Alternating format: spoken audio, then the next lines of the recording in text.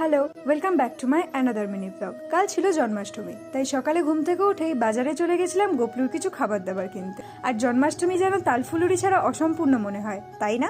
তাই কিছু তালফুলুরি মালপোয়া কিনেছিলাম, আর গোপালের প্রিয় ননিও কিনেছিলাম।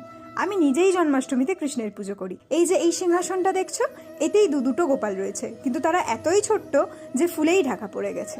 আর এগুলো আমাদের ঘরের ঠাকুর, শুধু গোপালকে দেখালে যদি বাকিরা রাগ করে, তাই সবাইকেই দেখিয়ে দিলাম। আর এটা আমার জ্যাম্মার গোপাল, আমার জ্যাম্মা পুজো করে এদের। তারপর একটু ঘুরতে বেরিয়েছিলাম, ভেবেছিলাম ফুচকা খাবো, কিন্তু যেখান থেকে খাবো ভেবেছিলাম সে কাল বসেনি, তাই এক জায়গায় চা খেতে গেছিলাম। সেখানেই আমার দুই বন্ধু আর আমি একটু পেট পুজোও করেছিলাম। পেট পুজো করে স্ট্যান্ডে একটু আড্ডা মারতে গেছিলাম। তারপর বাড়ি ফিরে মায়ের সাথে আমার বাবার পিসির বাড়ি গেছিলাম পিসির গোপাল দেখতে। পিসির বাড়ি যাওয়ার আগেই দেখেছিলাম রাস্তায় একটা লরি উল্টে গেছে। ফেরার পথে দেখলাম সেই লরিকে নিয়ে লোকের ভিডিও করা শেখে ধুম, তাই একটু আমিও ভিডিও করে নিয়েছি। বাড়ি এসে লুচি আর সাদা আলু চচ্চড়ি খেয়ে আজকের মিনি ব্লগ